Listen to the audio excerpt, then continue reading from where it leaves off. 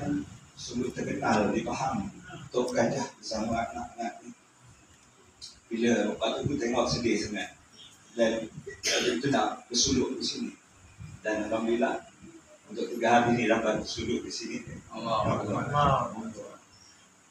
Itulah rezeki selepas beberapa tahun dapat kembali ke sini.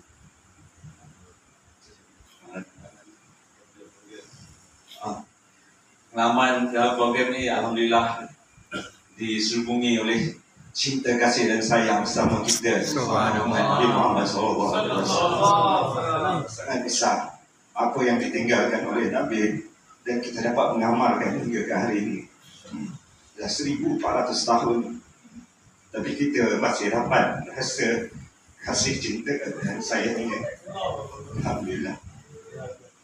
Setiap hari bangun penuh rasa membuat-buat untuk beramal, dapat lupakan sebentar kesibukan kerja, macam-macam masalah di luar, boleh dapat bersama di sini sebab kita hanya hari-hari bercerita tentang kasih sayang Allah, kasih sayang Nabi Muhammad SAW.